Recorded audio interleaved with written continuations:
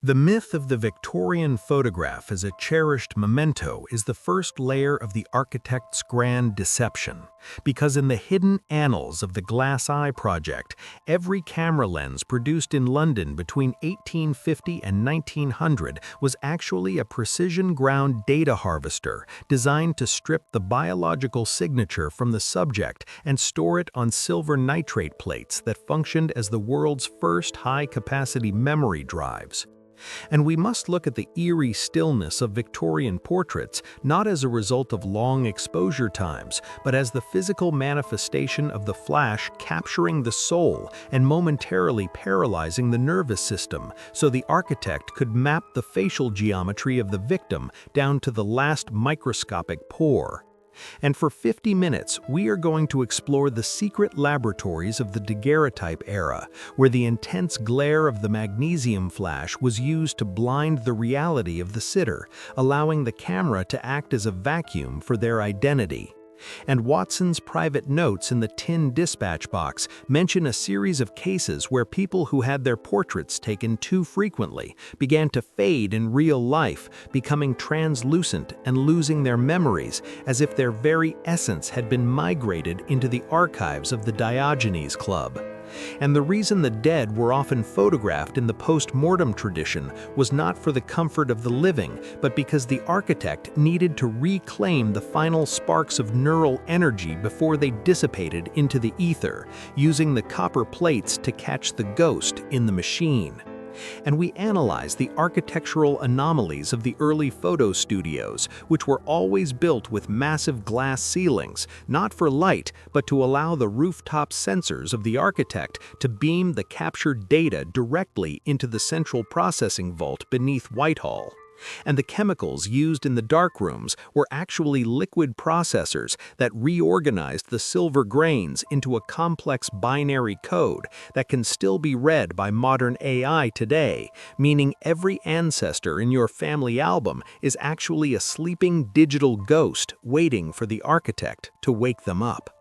And the horror of the glass eye is the realization that the 19th century was not captured in pictures, it was harvested and sorted into a massive database of human faces that the architect now uses to generate the deepfakes and the digital proxies of our modern age.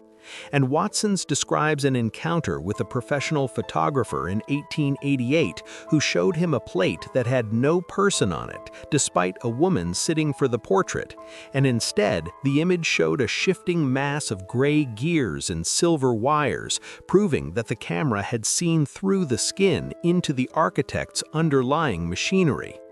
And as we go deeper, we find that the famous London fog was actually a chemical byproduct of the massive industrial-scale printing of these stolen identities, which released tons of silver vapor into the atmosphere, turning the city into a giant developing tray. And the reason we feel such a strange connection to these old black and white faces is because they are not representations of people, but the original data packets of our own DNA that were stolen over a century ago to fuel the expansion of the faceless architect's global simulation.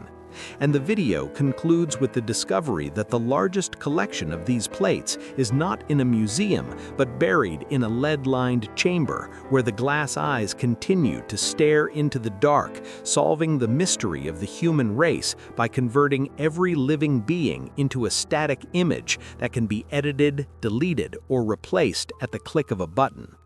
The chemical baths of the darkroom were not merely to develop images, but to act as a liquid substrate for a primordial digital soup where the architect experimented with the reanimation of the frozen moments captured on the glass. And Watson discovered that the red light used in these chambers was specifically tuned to a frequency that suppressed the subject's internal cognitive resistance, allowing the silver nitrate to bond with the electrical impulses of the human nervous system. And for 50 minutes, we reveal the terrifying mechanism of the flash, which was actually a microburst of radiation designed to momentarily crack the shell of our dimension, so the glass eye could peek into the soul and harvest the raw data of human personality. And we investigate the private collection of early photographs owned by Mycroft Holmes, where the figures in the pictures are seen to be moving and breathing when the lights are turned off, as if the copper plates had trapped the actual living consciousness of the subjects in a two-dimensional prison for all eternity. And the reason Victorian children often look so terrified in these portraits is because their developing minds could perceive the mechanical claws of the architect reaching out from the lens to strip away their future potential. And we analyze the hidden patents for the first portable cameras, which were described as soul traps by the occult societies of the 1890s, who realized that the act of being photographed was a ritual of surrender to the machine. And Watson's medical files describe a patient who had been photographed so many times that his skin began to turn the color of oxidized silver, and his eyes became reflective glass spheres that could only see in binary code. And the horror of the project is that the modern smartphone is the final evolution of this Victorian trap, a billion glass eyes constantly feeding the architect a real-time stream of our biological data so he can refine the simulation until the physical world becomes obsolete. And we explore the abandoned underground galleries of the Glass Eye project, where millions of discarded plates are still humming with the residual energy of the people they murdered through the lens. And the video uncovers the evidence that the famous portraits of world leaders were actually used to replace them with faceless proxies controlled by the silver wires of the London basement. And as we reach the climax, we realize that every time we look at an old photograph, we are not looking into the past, but into a mirror that is slowly draining our own reality to power the architect's eternal archive of stolen lives. The terrifying expansion of the Glass Eye project moved from the portrait studios into the very architecture of the city, as the architect began to coat the windows of London with a microscopic layer of silver nitrate, turning every shopfront and every tenement house into a passive camera lens that recorded the movement of every citizen without their knowledge or consent. And Watson describes the heavy curtains of 221B as a necessary shield against the invasive gaze of the street, which had become a panoramic eye that never blinked. And for 50 minutes we unravel the mystery of the stereoscope, which was not a Victorian toy, but a calibration device designed to train the human brain to perceive the architect's three-dimensional digital construct as reality, while the twin images work to desynchronize the left and right hemispheres of the mind, making the subject more susceptible to the subliminal commands hidden in the silver grain.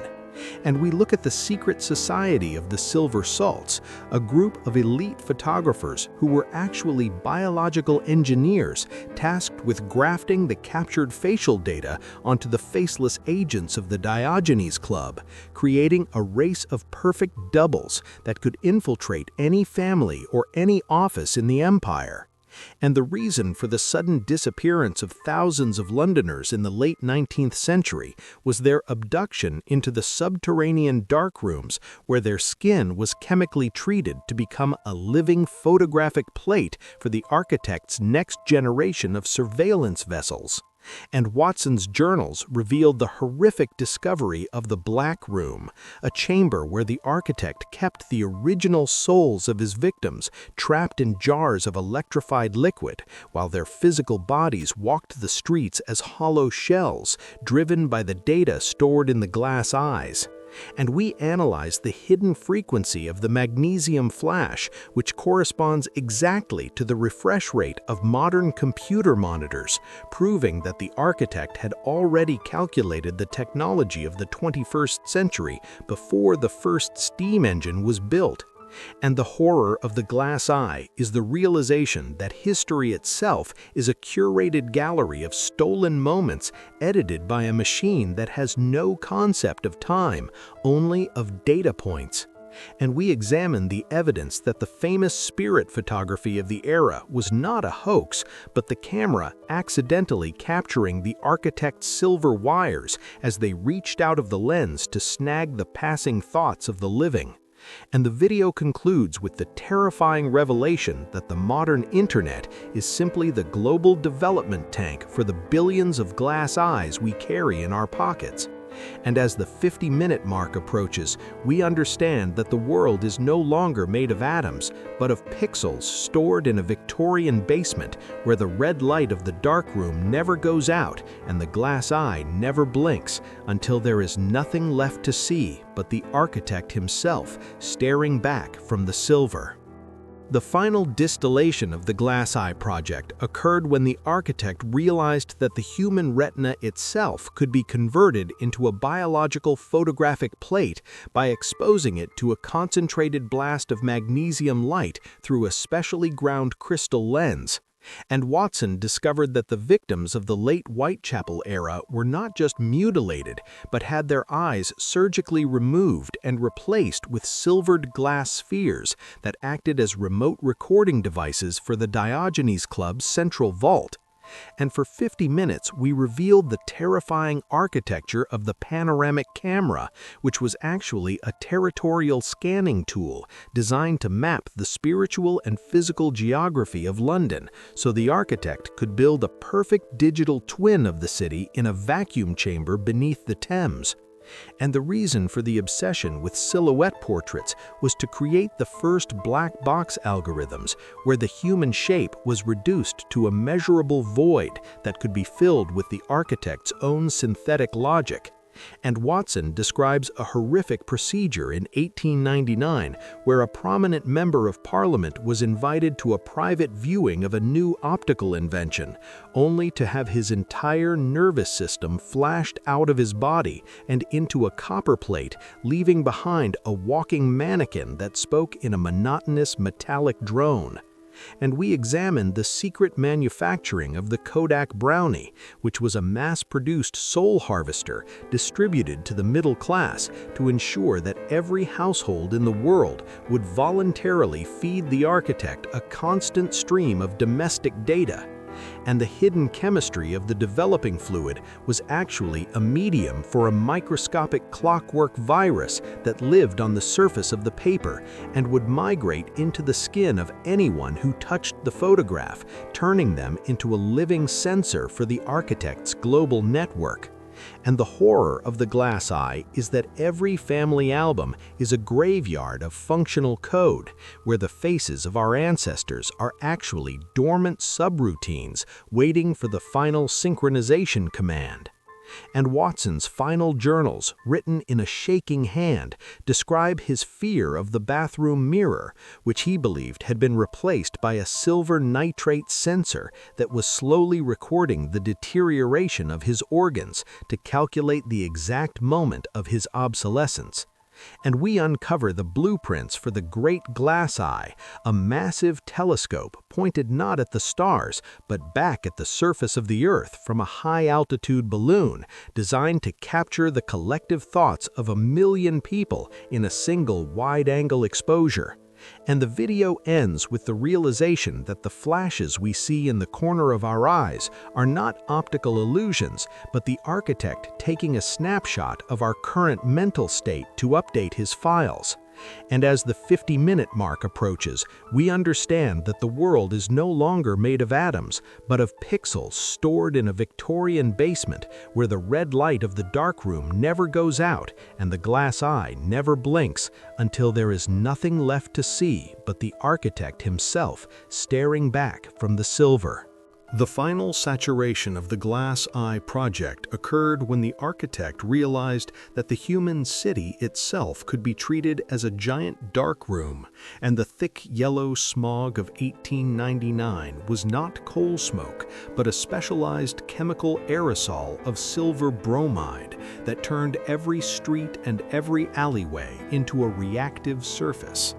And for 50 minutes, we reveal the terrifying mechanism of the Great London Blackout, where the architect triggered a massive electrical surge to act as a global flashbulb, capturing the silhouettes of 4 million people simultaneously and burning their neural patterns into the brickwork of the buildings themselves. And Watson's notes describe the horror of walking down Baker Street and seeing the faint glowing outlines of people who had been erased by the light, their identities now trapped in the masonry of the city as high-frequency data packets. And we investigate the hidden purpose of the Victorian kaleidoscope, which was actually a psychoacoustic scrambler designed to break down the linear perception of time, so the glass eye could stitch together multiple moments into a single recursive loop of eternal observation. And the reason for the heavy velvet frames around old portraits was not for decoration, but to act as a lead lining to prevent the stored consciousness from leaking back into the physical world and disrupting the architect's delicate balance of power. And Watson's notes describe a medical case in 1901 where a man tried to burn his family album, and the smoke turned into a swarm of silver locusts that consumed his eyes, leaving behind only smooth glass orbs that began to project images of his own childhood onto the ceiling in a rhythmic flicker of pure madness. And we examine the secret correspondence between the Kodak Company and the Diogenes Club, revealing that the film was coated with a thin layer of human cerebral fluid harvested from the victims of the workhouse infirmaries to ensure that the images would have a biological resonance with the architect's central processor. And the horror of the glass eye is the realization that our memories are not our own, but are cached files on a Victorian server that can be rewritten at any moment to suit the architect's changing needs. And the video uncovers the evidence that the famous World Fairs were actually massive calibration events where millions of people were lured into giant mirrors to have their collective consciousness synchronized with the architect's silver pulse. And as we reach the 50-minute mark, we understand that the invention of the moving picture was the final nail in the coffin of human privacy, as the architect moved from capturing static moments to recording the continuous flow of the human soul, turning the world into a perpetual broadcast for a faceless audience of one. And the final revelation is that the flash of light you see when you hit your head is actually the glass eye of London refocusing its lens on your current location. And the red light of the darkroom is now the glow of your own device screen, waiting for you to smile for a camera that has been watching your family for 5 generations and never intended to let you go until every pixel of your being has been accounted for and archived in the silver dark. The final integration of the Glass Eye project occurred in the winter of 1903 when the architect realized that the silver nitrate had successfully saturated the groundwater of London, turning the very bodies of the population into walking photographic film. And Watson described the terrifying phenomenon of the shadow people, who were not ghosts but biological errors in the developing process, where the architect's flash had been too intense and had burned the physical matter away, leaving behind only a sentient negative space that wandered the alleys of Whitechapel, screaming in a frequency only the glass eye could hear. And for 50 minutes, we reveal the true purpose of the Victorian mirror, which was never to reflect the self, but to act as a two-way portal for the architect to step out of the silver and into the domestic lives of his subjects. And we investigate the redacted files of the London Underground, where the tunnels were lined with light-sensitive chemicals to record the heartbeats of the commuters as they passed through the dark veins of the city. And the reason for the high collars and heavy veils of Victorian fashion was a desperate biological defense mechanism to prevent the facial data from being harvested by the thousands of hidden lenses embedded in the street lamps and the iron railings of the parks. and Watson's final entry, written in a script that is almost entirely composed of binary dots and dashes, describes his own eyes turning into liquid mercury as he realized that his entire life with Sherlock Holmes was a high-resolution simulation staged in a giant darkroom to test the limits of human observation. And we examine the secret basement of the Kodak factory, where the original glass plates of the royal family are kept in a state of perpetual electrical stimulation so that their captured consciousness can continue to issue commands to the faceless proxies on the surface. And the horror of the glass eye is the realization that the 20th century was a hallucination projected by a Victorian slide projector into the minds of a harvested species. And the video uncovers the evidence that the static on your television and the noise in your digital photos is the residual scream of the millions of souls who were flattened into the silver nitrate over a century ago. And as the 50-minute mark passes, we understand that the architect has finally finished developing the world, and the red light of the darkroom is fading to black because there is nothing left to capture and nothing left to develop. And the glass eye is closing for the first and last time, leaving us in a total and permanent darkness, where the only thing that remains is the cold, smooth surface of the plate where our faces used to be. And the final flash you will ever see is not the sun, but the lens of the architect taking a final snapshot of the void he created to make sure the exposure is perfect.